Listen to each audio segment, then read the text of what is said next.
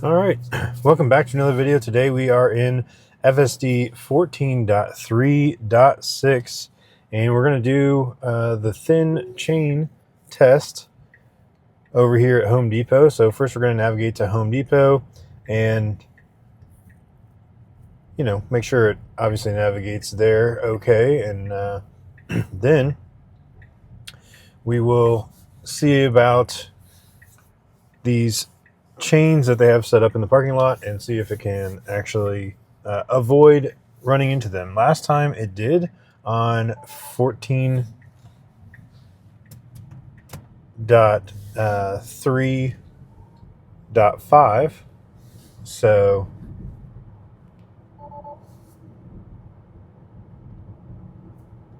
it doesn't. I think it doesn't like my camera set up here. So that's interesting.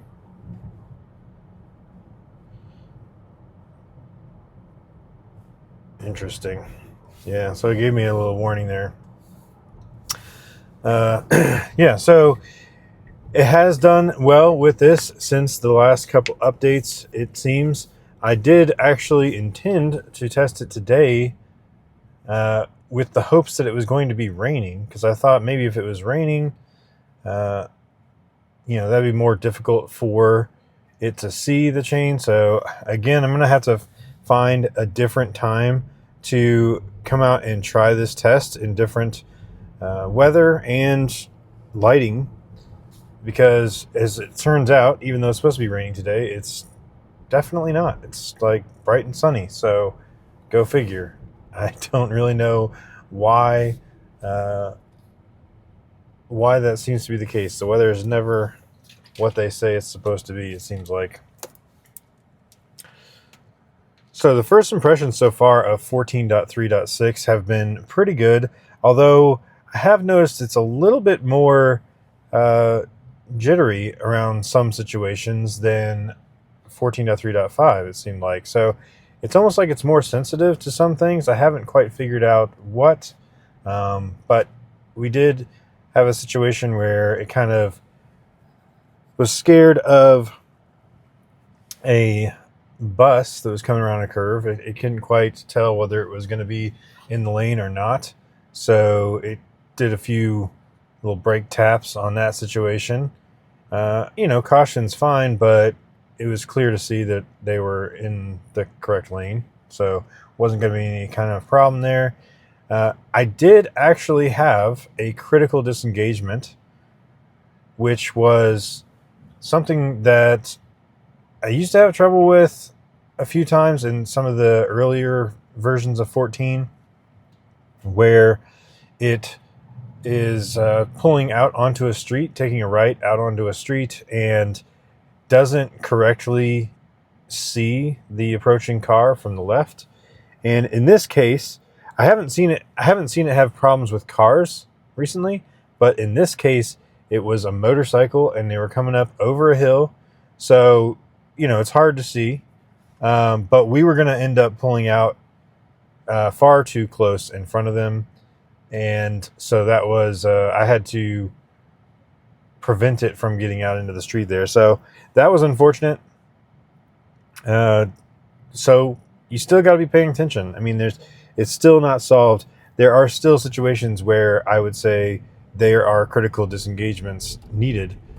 Most of the stuff is still just navigation and parking preferences, things that are kind of annoying, but not necessarily any kind of critical disengagements. But that one actually did occur in 14.3.6. So it still happens in very, I mean, that's a scenario that can happen a decent amount of times. I mean, I got out of that entrance of my neighborhood, every time we leave, basically. So it's probably going to happen again. So we'll see if they correct that. All right, so here we're just turning left. We have this blinking yellow. I would like it to kind of go out there. Okay, it is starting to kind of go out there and take the intersection. Go ahead and commit to when it turns yellow that we're going to go. These cars are spaced out just right that so far hasn't been a good opportunity. All right, that works. But I'd like it to be a little more aggressive on those scenarios sometimes, and go ahead and plan to get out, in the intersection, so that it'll be prepared to go. Okay, so we have see, there's a few chains that are down. I don't know if they probably. Well, I don't know. One of them, the post looks broken, so somebody might have run over that one. So we're just going to go ahead and let it park at Home Depot real quick. And I actually need to exchange a propane tank, and then I'll be right back to doing the test. So let's see. Oh, see, I would not park here. This van next to us is very much on the line of the parking spot. So FSD did park to the right here, which is good, but would have been better if we just parked in space that didn't have somebody that was kind of partially in our space. All right, so I am first going to see if it will avoid this chain over here. I'm going to navigate actually to Home Depot again. It does say that it's going to go to the right and go through that where this chain is. So let's see what it does. So there's just a chain right across the street here. Oh, all right. So it definitely abruptly stopped. Reversing. Okay.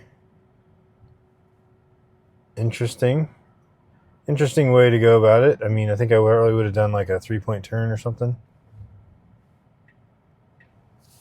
Then now I think it's going to do the 3-point turn. All right, so definitely had no problem seeing that.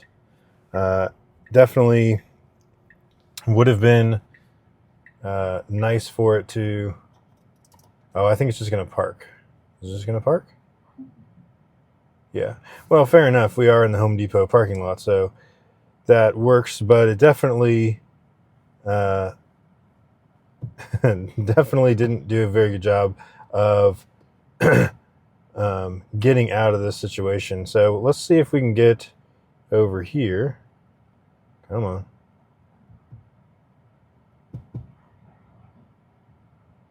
There we go.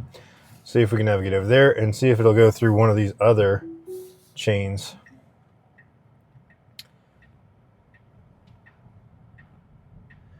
And I guess I could do curbside if I wanted to force it to try to get out of here.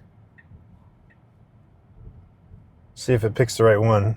So most of these, there is a chain all the way across. This one, the one that it's picking actually has a semi partially across it too.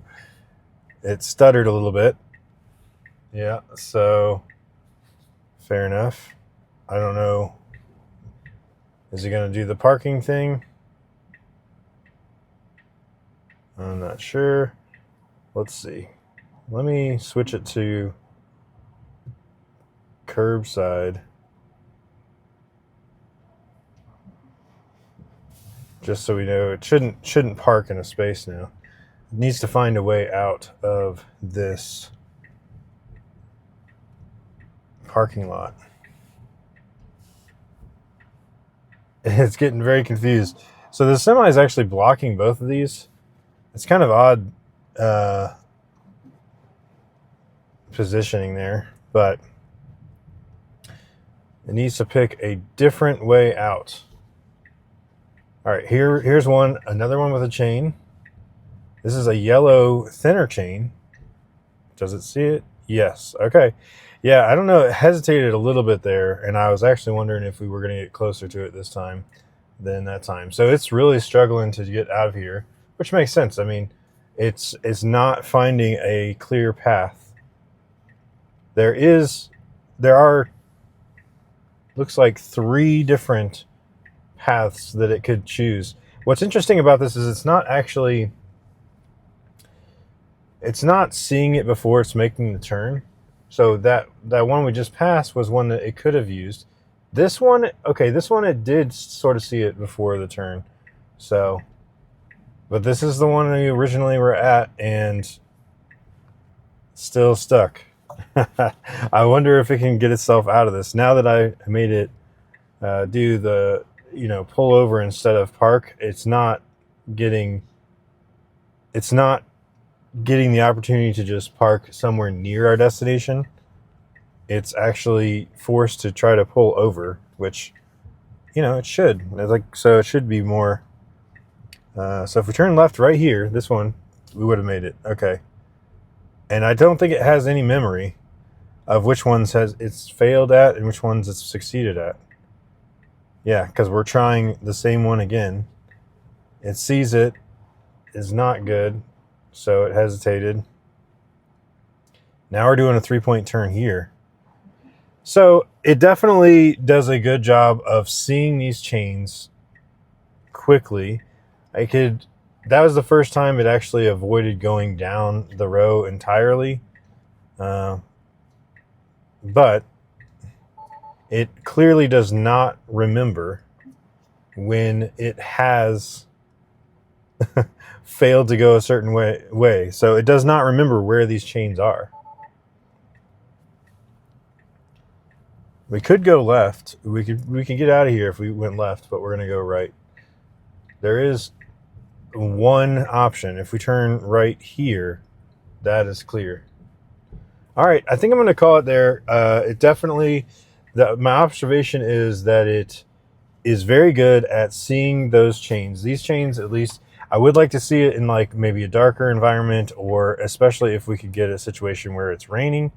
But I think it would just ping pong back and forth all day long here, trying to get out of this chained in area. But the thing is there's actually, if it had memory and it tried each turn instead of only certain turns, it would find that there are actually a couple places where it can get through, that there's not a chain. So that's definitely a room for improvement. And I guess that's more of like a navigation or like situational awareness or like memory. Those things, that's what it's lacking right now is the memory to know that this is not going to work. We've done this 3 times. It's still not going to work. So obviously it needs to be going a different direction entirely. So if it turns right here, I'll be done. Yeah. All right. So that's it for this one. We're going to go ahead and call it there. Those are my thoughts on the thin chain chest. It does seem to do a good job of seeing that. Oh, wait, is it going to actually finally, so I was giving up on it and it finally chose the one path it can actually take. That's funny. Okay. Well, I guess I gave up too soon. I mean, I only have so much patience for a car driving around, but needless to say, it just got lucky, finally turning down a correct route that it could go. It definitely should not be. I'm going to go ahead and switch it to parking lot. See if it'll park instead of just pull over now. But it definitely should not continue to go down the same path that it knows, or it should know or remember that it can't go down. So that's the fault there. It definitely seems to be much better at seeing. Now we can't park here. Oh no. Oh, that truck is leaving. Well, it got lucky because that truck was in 4 spaces, so we were not going to be able to park in this spot. But they left right before it parked, so it got lucky about that. Anyway, but it definitely needs the memory. I don't know if they have the ability to add the memory. That'd be interesting to find out, but it definitely needs to have that memory of which lanes it's tried and are blocked, so that it just doesn't try it again. Just methodically go through each one and look. Also, it'd be better if it could see the chain out of the side camera before it went down that lane, but you know, that's a little picky. But anyway, that's it for this one. Thanks so much for watching, and we'll catch you on the next one.